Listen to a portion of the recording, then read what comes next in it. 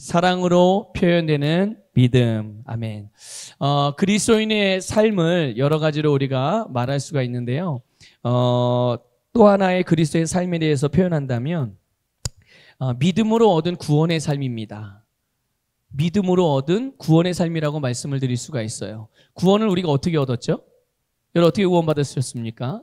네, 믿음으로 받았어요. 그래서 믿음으로 받은 구원의 삶이 그리스도인의 삶이고 그것이 신앙생활이라고 말씀을 드릴 수 있어요. 그러니까 여러분이 살아가는 삶은 구원의 삶이라는 것을 믿으시길 바랍니다.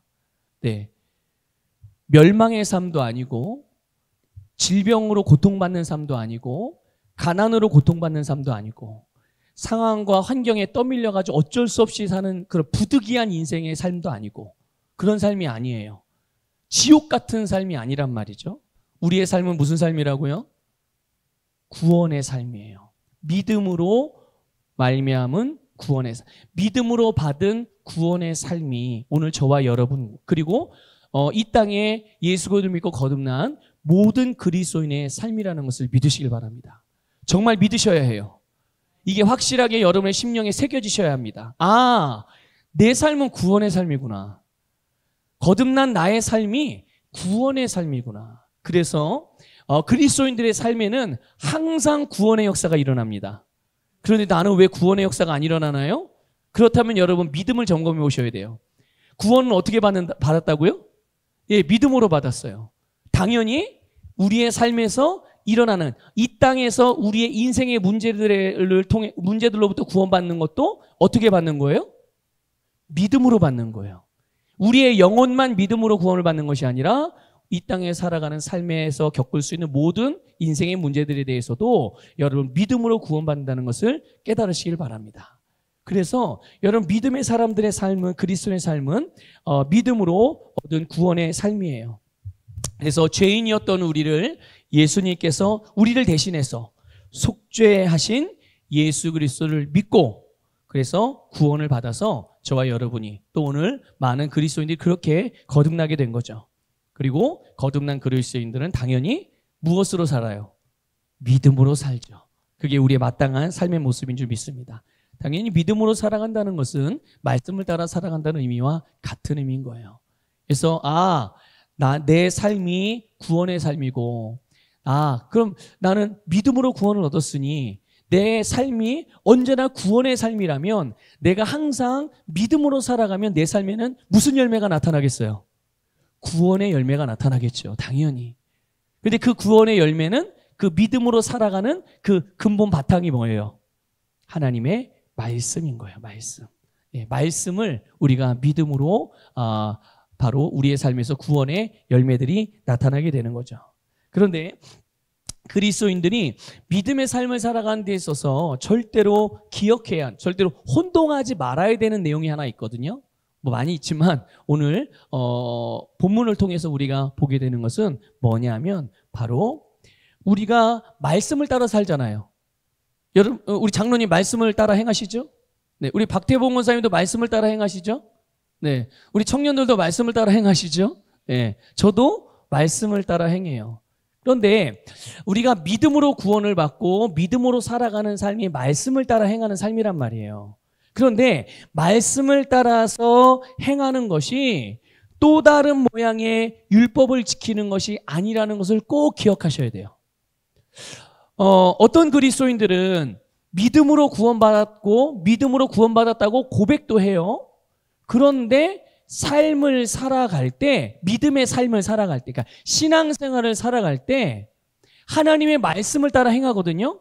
말씀을 따라 예배를 드리고 말씀을 따라 기도하고 말씀을 따라 헌금을 드리고 말씀을 따라 봉사하고 말씀을 따라 헌신하고 다 이제 말씀을 따라서 행한다고 하는데 사실 그 마음의 중심을 보면 그 말씀을 따라 행하는 삶이 그 사람의 율법이 되어지는 경우들이 종종 있다는 것이죠.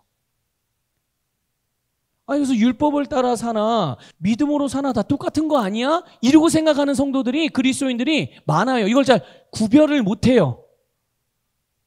그래서 그냥 말씀을 따라 행하고 있으면 행한다고 생각되면 나는 신앙생활 잘한다고 생각을 하고 그걸 믿음으로 살아간다고 생각을 하고 그런 경우들이 종종 있죠. 그런데 여러분, 오늘 우리가 믿음으로 구원을 받은 것이지, 그리고 믿음으로 살도록 거듭난 거지, 율법을 지켜서 구원을 받은 것이 아니라는 것을 꼭 아셔야 돼요. 여러분, 율법을 지켜서 구원받은 거 아니죠? 네. 여러분, 말씀을 지켜서 구원을 받으셨나요?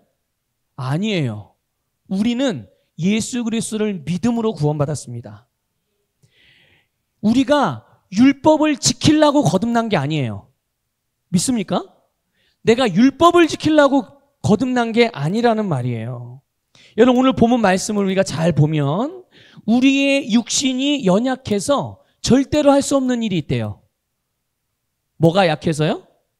예, 우리의 육신이, 육신적인 이런 부분들이 약해서. 오늘 우리가 본문 말씀을 보면 육신이 연약해서, 우리의 육신적인 부분들이, 육적인 부분들이 연약해서 우리가 절대로 할 수 없는 일이 있었고, 우리가 할 수 없기 때문에, 이건 오늘 여기 모인 저와 여러분만이 아니라 모든 사람을 말하는 거예요. 모든 사람이 할 수 없는 그 일을 하나님이 대신해 주셨다, 이렇게 말씀하고 있어요. 누가 대신해 주셨다고요? 네, 하나님이 대신해 주셨어요. 그게 뭐냐 하면 율법을 완성하는 일인 거예요.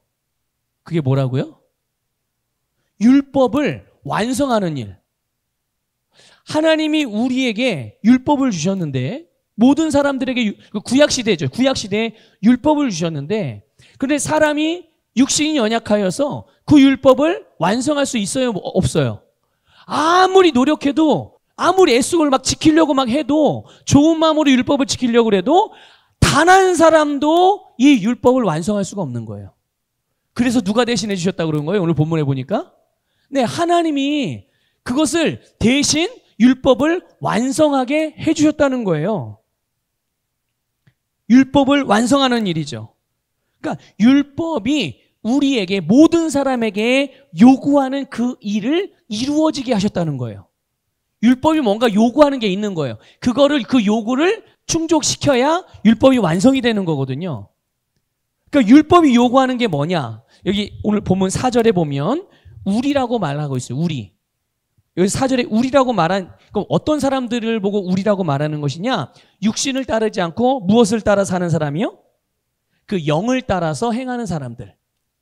영을 따라서 행하는 사람들, 성령의 인도를 받고 말씀의 인도를 받는 그리스도인들 안에서 이루어져야 되는 율법에 요구하는 바가 있는 거죠. 율법이 요구하는 바가 있는 거예요. 그러면 율법이 요구하는 게 뭐냐 이거예요. 율법이 요구하는 바. 여러분 보면 율법을 뭐 하나님을 사랑해라, 뭐 그 하나님만 섬겨라, 우상을 숭배하지 말아라, 내 부모를 공경해라, 남의 집의 것들을 도적질하지 말아라, 안식일을 지켜라 등등 여러 가지 율법의 계명들이 있단 말이에요. 수도 없이 많아요. 그런데 그 요구들 하나하나를 다 어떻게 해야 되는 거예요? 다 충족시켜야 되는 거예요. 그거를 충족시켜야 그 율법이 완성이 되거든요. 그러면 이 모든 율법의 계명들을 다 통틀어서 충족할 수 있는 그 율법이 진짜 요구하는 그 내용들, 율법이 많기 때문에 굉장히 복잡해요. 율법의 내용들을 하나하나 보면 다 기억도 못합니다, 여러분. 네, 다 기억도 못해요. 그런데 그 율법이 요구하는 한 가지 목적이 있어요. 그 수많은 계명들을 다 아우르고 있는 그 목적. 이 목적을 이루기 위해서 이 수백 가지 되는 계명들이 이 목적을 다 이루는 거예요. 요 하나를.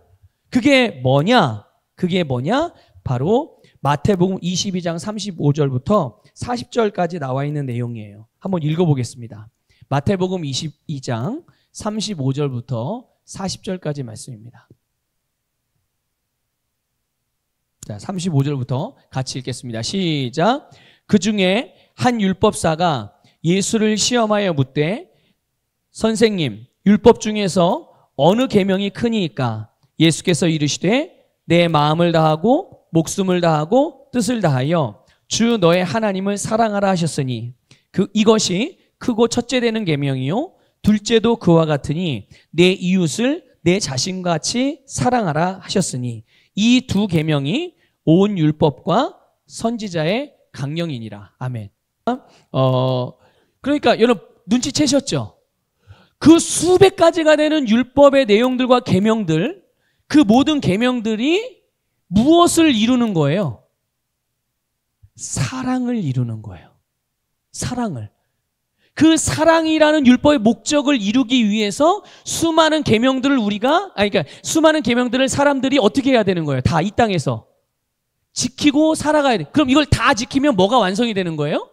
사랑이 완성이 되는 거죠. 율법이 요구하는 그 사랑을 완성시킬 수가 있는 거예요. 하나님을 사랑하고 이웃을 사랑하는 이 계명을 이루기 위해서 율법을 주신 거예요. 그러나 우리가 오늘 본문에서도 봤지만 우리의 육신이 연약해서, 그럼 육신이 연약해서 이것을 어떻게 했다는 거예요? 그 요구를 다 충족시켜요, 못 시켜요? 어떤 사람도 그 율법의 요구를 다 충족시킬 수 없다는 거죠. 그 육신의 연약함이 뭡니까? 죄와 죄의 본성과 죄 때문에 그 율법의 요구를 어떤 사람도 다 완성시킬 수가 없는 거예요. 자, 그렇게 본다면 그 율법이 잘못된 거예요? 그렇습니까, 여러분? 율법이 잘못된 겁니까? 율법이 악한 겁니까? 아니에요. 율법이 잘못된 것도 아니고 율법이 악한 것도 아니고, 우리 말씀을 통해서 확인해 볼까요? 자, 로마서 7장 12절 우리 세번역 성경을 읽어보겠습니다. 시작.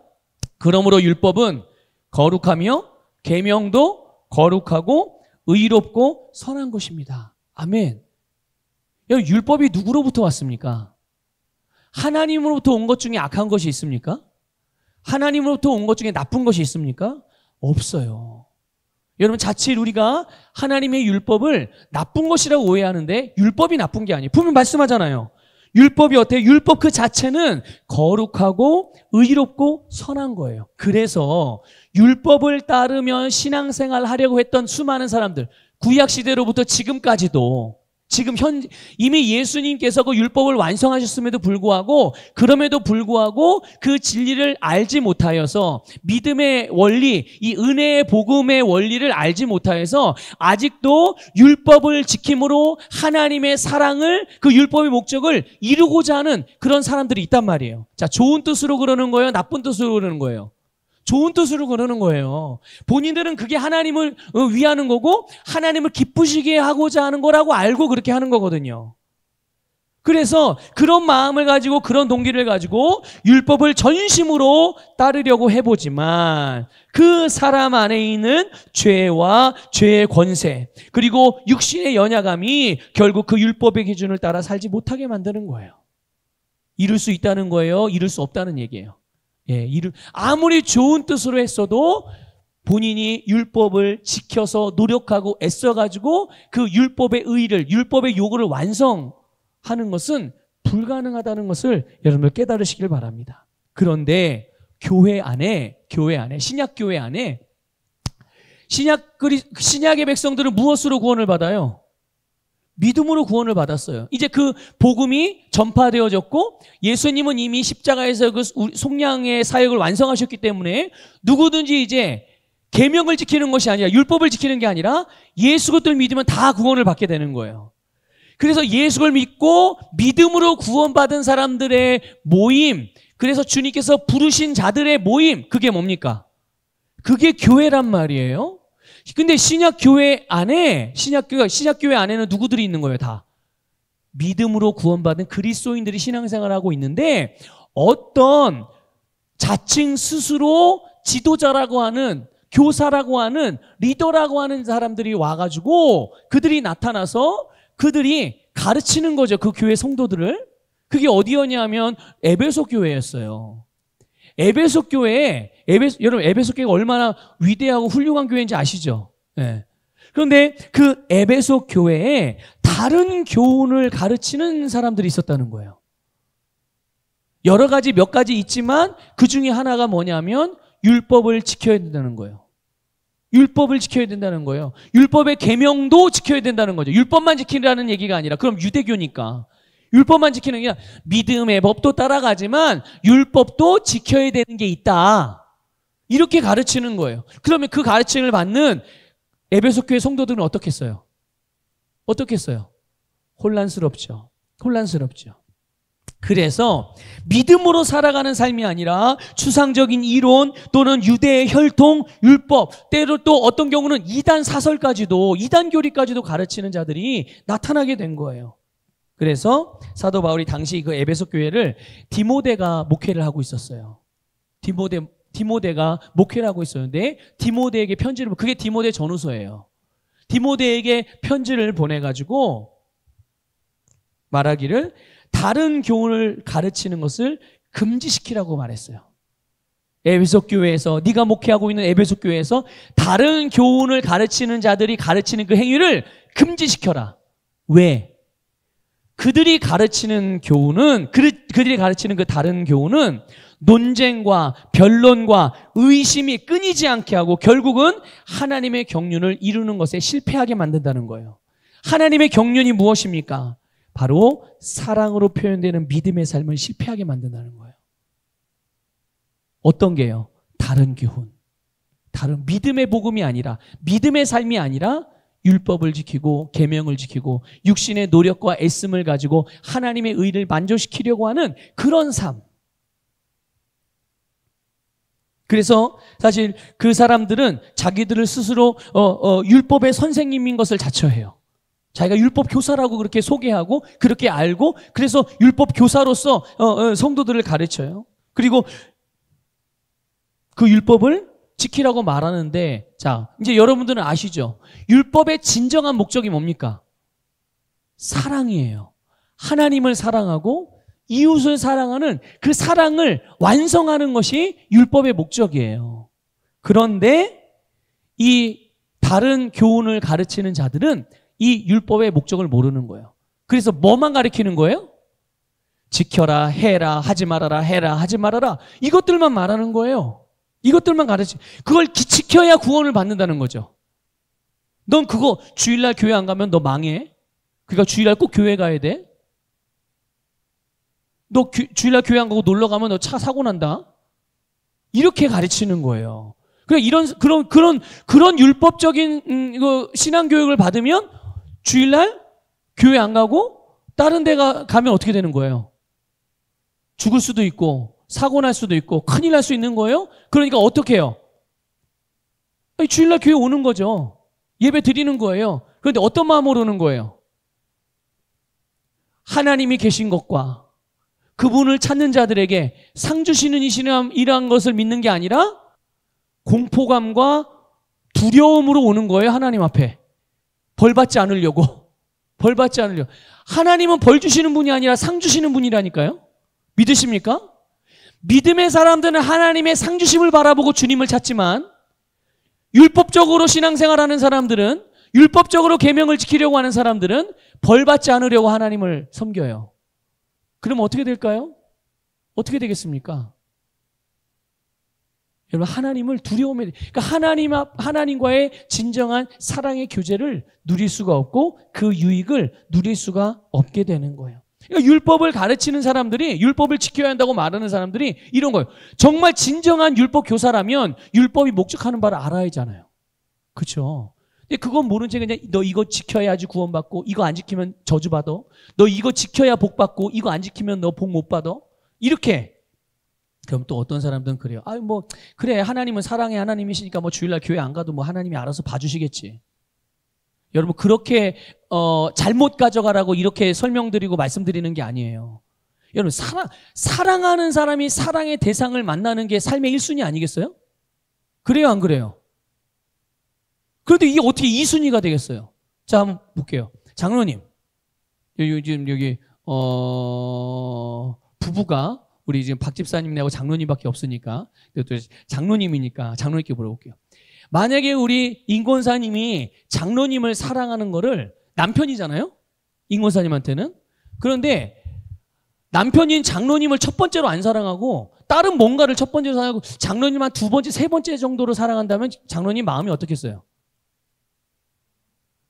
마음만 좋지 않은 게 아니죠. 큰일 나죠, 그러면. 그럼 큰일 나는 거예요. 반대로도 마찬가지죠. 우리 장로님에게는 인권사님이 아내인데 아내가 첫 번째 사랑하는 대상이 되어야 되지 않겠어요? 근데 만약에 장로님이 우리 인권사님이 첫 번째가 아니라 다른 누군가를 첫 번째, 두 번째, 인권사님 세 번째, 네 번째 둔다면 어떻게 되겠어요? 큰일 나는 거예요, 그러면. 여러분, 그런 거예요. 사랑하니까, 봐주겠지. 그게 아니라, 사랑하면 그 사랑의 대상이 첫 번째 우선순위가 되는 거거든요. 예. 그러니까, 우리가 믿음으로, 사랑으로 역사하는 믿음, 사랑으로 행하는 믿음, 사랑으로 표현되는 믿음의 삶을 살아가는 사람들에게는요, 그 사랑의 대상이신 하나님, 그리고 사랑의 대상인 이웃들이 나의 삶의 첫 번째가 되는 거예요. 하나님을 위하고 이웃을 위하는 게, 그럼 나를 위하는 건 몇 번째인 거예요? 나를 위한 건 몇 번째? 손가락에도 안 들어요. 왜 그런 줄 아세요? 왜 그런 줄 아십니까? 하나님을 위하고 이웃을 위하는 이 하나님의 사랑의 원리 안에 머물고 그렇게 기능하는 사람은 그 자체가 그 사람을 위하는 일이 되는 거예요. 누가 위하시는 줄 위해 주는 줄 아십니까? 내가 나를 위하지 않고 내가 하나님을 위하고 다른 사람을 위하면 하나님이 나를 위해 주십니다. 여러분 생각해 보세요. 그냥 깊이 이건 영적으로 깊은 신앙생활을 하는 사람이든 갓 예수를 믿은 사람이든 아마 다 아는 거 너무 단순하고, 여러분 내가 내 인생을 위하는 게 나에게 유익이 더 득이 되겠어요? 하나님이 나를 위해 주시는 게 더 득이 되겠어요? 이거 물어보나 마나죠. 여러분 이거 대답만, 여러분 이렇게 정답만 말하지 마시고요. 이것이 여러분들의 믿음이 되셔야 돼요. 나는 하나님을 위하고 다른 사람을 위하고, 나를 위하는 건 누가 위해 준다? 네, 하나님이 위해 주세요. 그러니까 여기에 이 율법적인 가르침과 율법적인 요구와 율법적인 이런 사고방식, 이거는요, 이 세상적인 원리와 세상적인 시스템과 너무 비슷해요. 율법적인 사고방식은. 그래서 세상이 알려주고 세상의 원리가 율법적인 것과 너무 비슷하기 때문에 마치 그렇게 살아가는 것이 신앙생활인 것처럼 생각되어지는 경우들이 많아요. 하지만 우리가 하나님의 말씀으로 돌아가고 정말 그 율법의 본질 안에서 보게 되면, 말씀의 본질 안에서 보게 되면 이게 다 다르다는 것을, 믿음으로 보면 완전히 원리가 다르다는 것을 알 수가 있는 거예요. 자, 다시 여쭤볼게요. 율법이 요구하는 게 뭐죠? 사랑. 율법이 완성하고자 하는 건 사랑. 그런데 모든 인간은 이것을 죄로 인하여 이룰 수 없게 됐죠. 이것을 아무리 노력해도, 좋은 마음으로 아무리 노력해도 안 된다니까요. 이룰 수가 없게 된 거예요. 그래서 하나님이 대신해 주셨는데 어떻게 해요? 바로 예수님을 보내주셔서, 예수님이 우리가 그 율법을 완성할 수 없게 된 요인이 있었잖아요, 우리에게. 그 요인을 대신 제거해 주셔서, 그러니까 예수님이 우리의 모든 죄와 죄의 본성을 다 가져가신 거예요. 다 가져가시고 우리에게는 그 예수의 본성, 하나님의 본성, 생명의 능력, 영생, 사랑의 본성, 의의 본성을 넣어주신 줄 믿으시기를 주님의 이름으로 축복합니다. 그리고 그것이 우리의 삶에서 이루어지게 해주셨어요. 누가요? 하나님이 예수님을 통해서.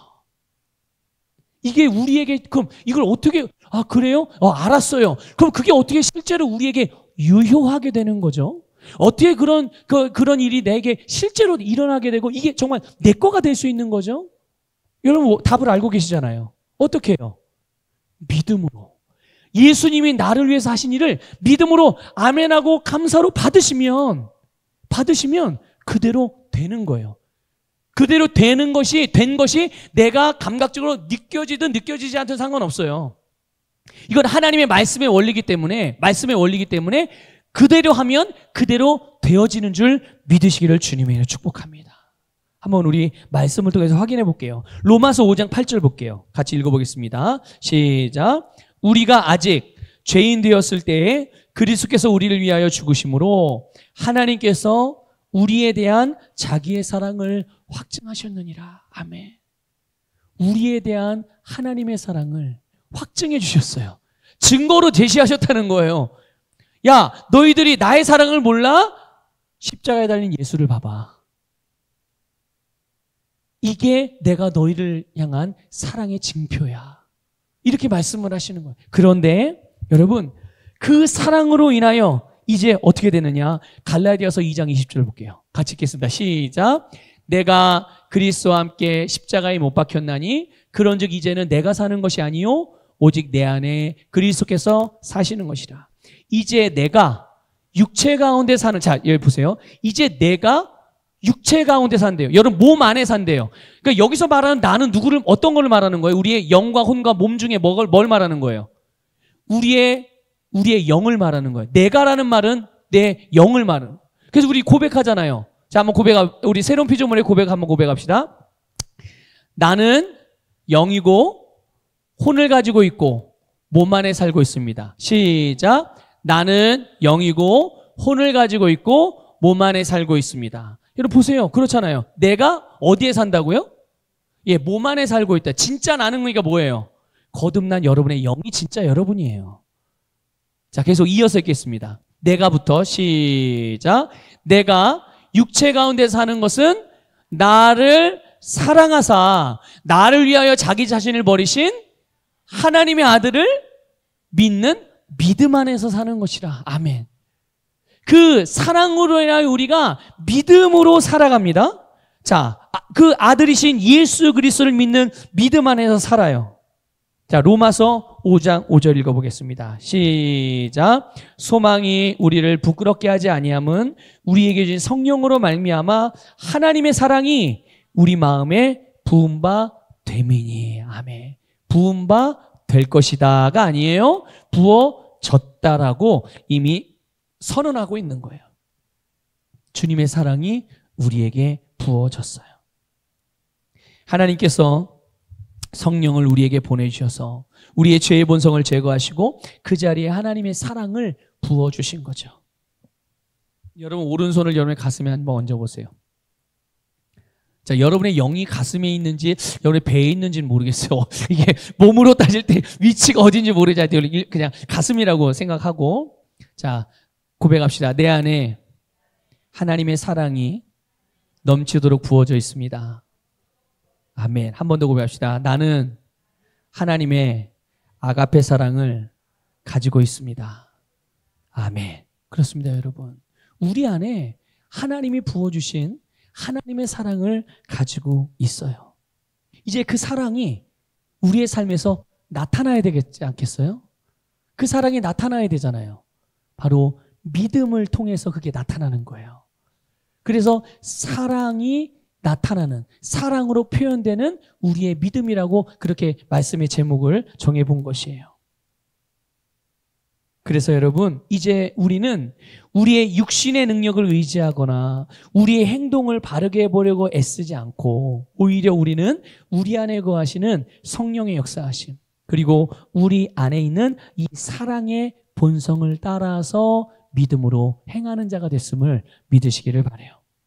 여러분, 그래서 우리 안에 부어진 이 사랑은 우리의 삶에서 놀라운 일을 하는데요. 그 놀라운 일들 중에 중요한 게 뭐냐면 바로 성령의 열매들을 맺게 해요.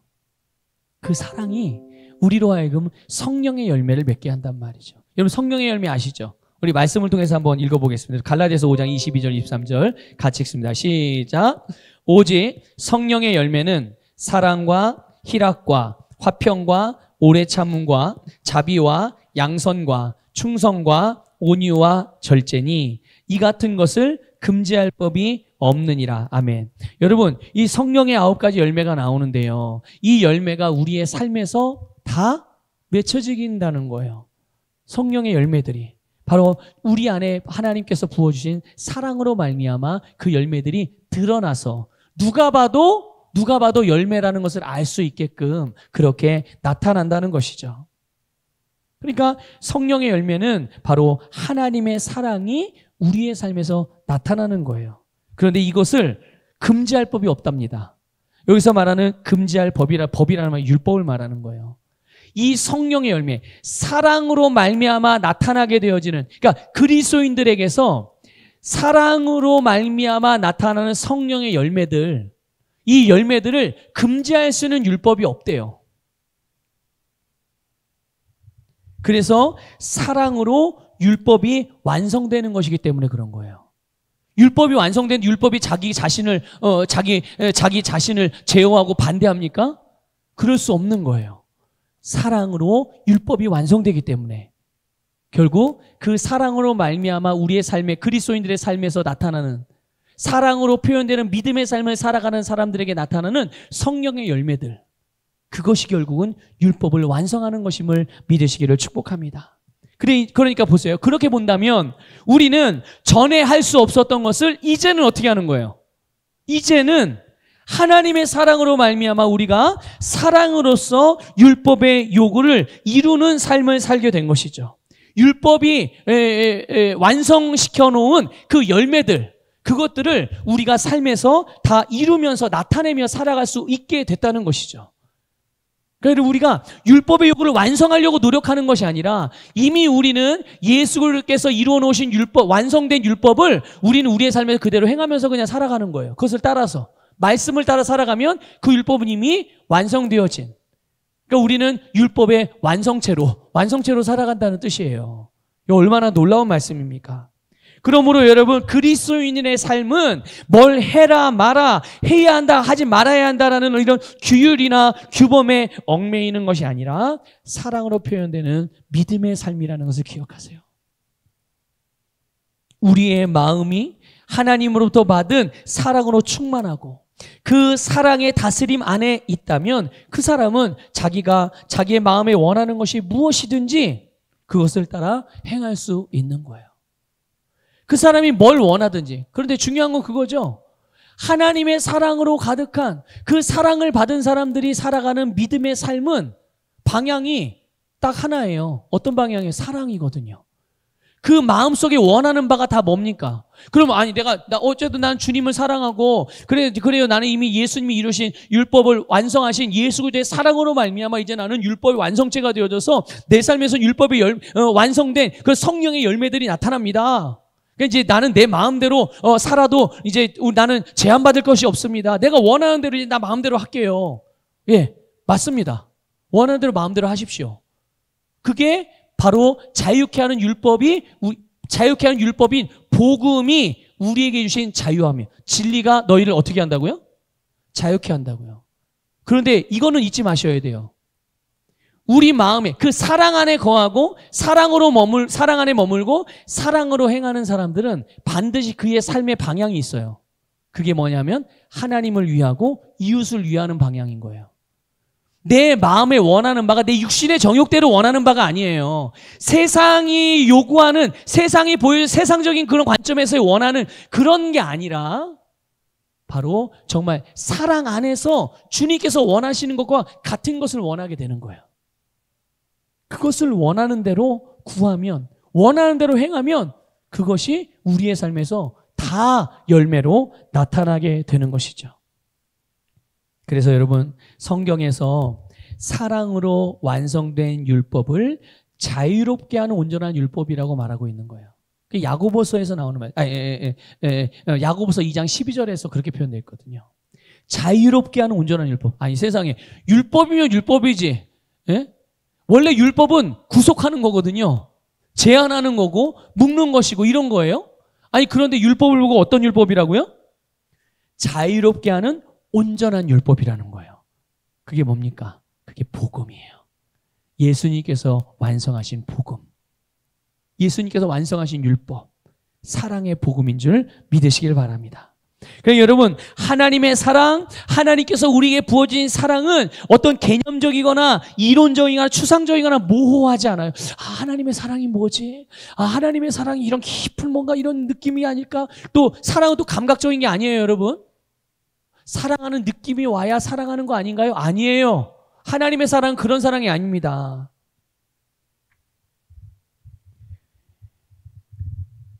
하나님께서 우리에게 주신 사랑은 다분히 명확하고 실제적이에요. 다분히 명확하고 실제적인, 그래서 하나님의 사랑은 반드시 실제적인 방식으로 표현되고 나타나게 되는 거예요. 어떻게 해요? 그래서 하나님에 대한 사랑은 순종으로 나타나요. 뭘로 나타난다고요? 네, 하나님에 대한 사랑은 하나님의 말씀을 순종하는 것으로 나타납니다. 순종이 여러분, 추상적이에요? 막 깊이 철학적으로 사고해야 되는 거예요? 깊이 생각해야 되는 거예요? 순종하는 게? 아니요. 순종하는 거는 말 그대로 하나님의 말씀을 그냥 실제적으로 말씀을 따라 행하는 거예요. 말씀을 따라 행하는 게 그게 순종인 거예요. 자, 하나님에 대한 사랑은 순종으로 나타나요. 그러면요, 이웃에 대한 사랑은요, 섬김으로 나타납니다.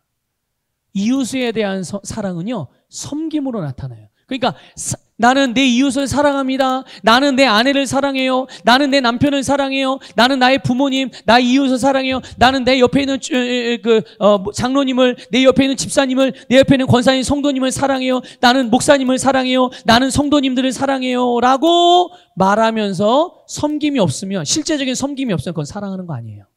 거짓말이에요. 자, 하나님에 대한 사랑은 뭘로 나타난다고요? 순종으로 나타나고요.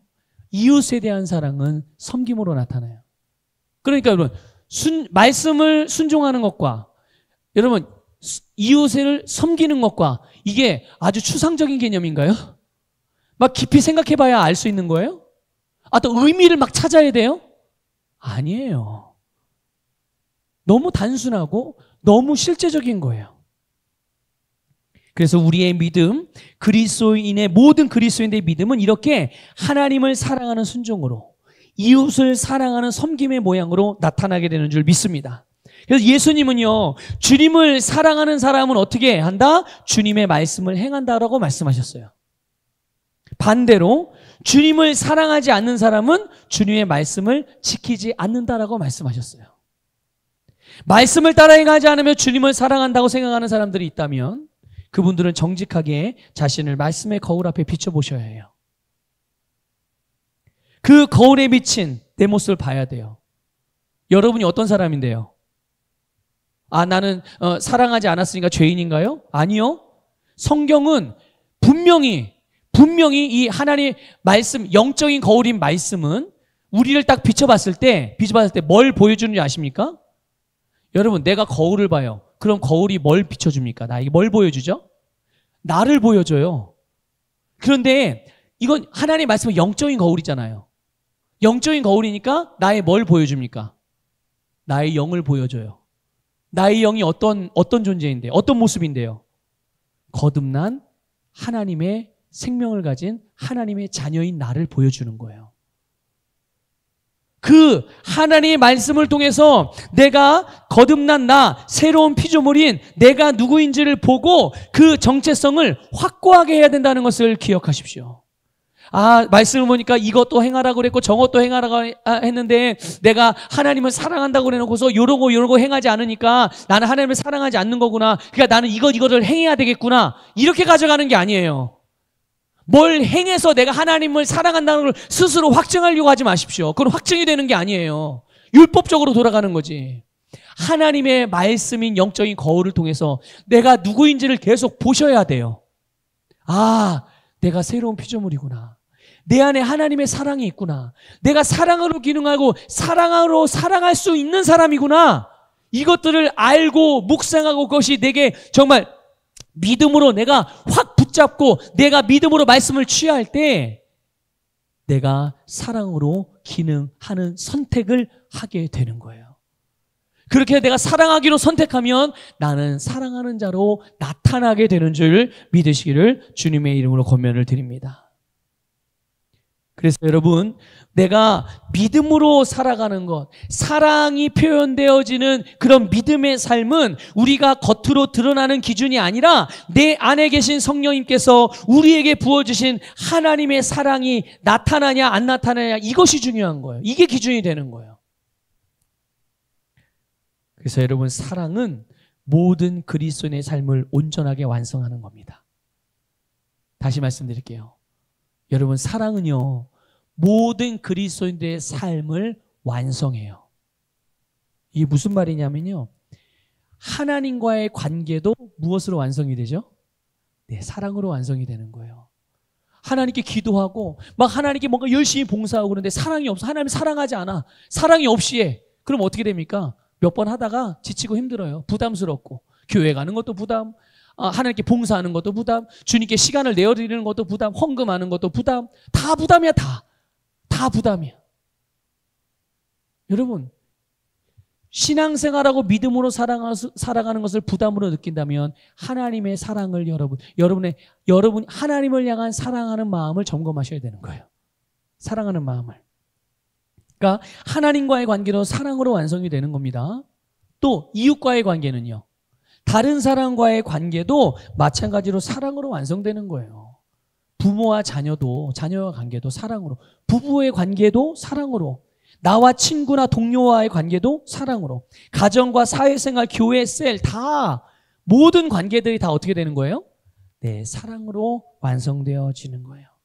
그래서 사랑은 그리스도인들의 삶의 방향성도 규정하고 그의 삶의 태도도 규정하고 행동 양식, 사고방식, 성품 이 모든 것들을 규정하는 너무 중요한 근본적인 기준이 사랑이라는 것을 믿으시길 바랍니다.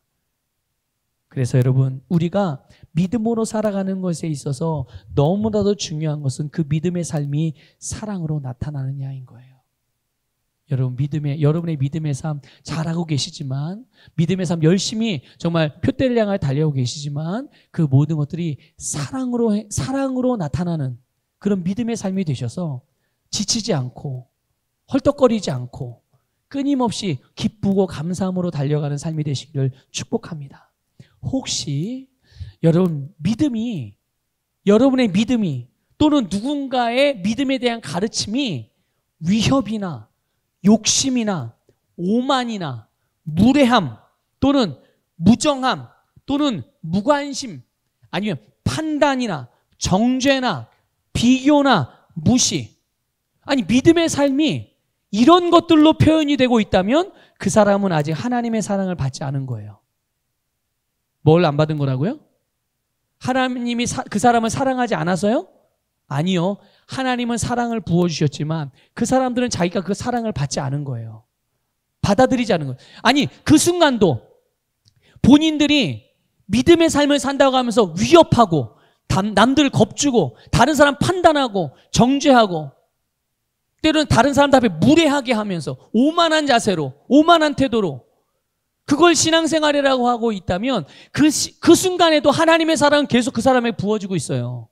그런데 중요한 건 뭐라고요? 그런 사람은 하나님의 사랑을 받아들이지 않고 있는 거예요. 그리고 그 사랑을 알아요, 몰라요? 모르죠. 모르니까 그렇게 기능하고 있는 거예요. 그 속에서 하나님의 사랑이 온전하게 되지 못하고 그의 삶에서 하나님의 사랑이 그의 삶을 하나님의 사랑으로 말미암아 그의 삶이 온전해져야 되는데 그 삶이 온전해지지 못하고 있는 것이죠. 여러분, 하나님의 사랑을 믿음으로 받으세요. 감사합니다 하고 받으시면 됩니다. 감사합니다라고 하고 받으시면 그 사랑이 우리 안에 항상 넘쳐요. 그리고 그 사랑은 항상 우리의 삶에서 성령의 열매를 나타나게 하고 우리의 삶을 완전하게, 여러분 율법을 완성하고 하나님의 뜻을 이루는 놀라운 능력의 삶으로 나타나는 줄 믿으시기를 주님의 이름으로 축복합니다.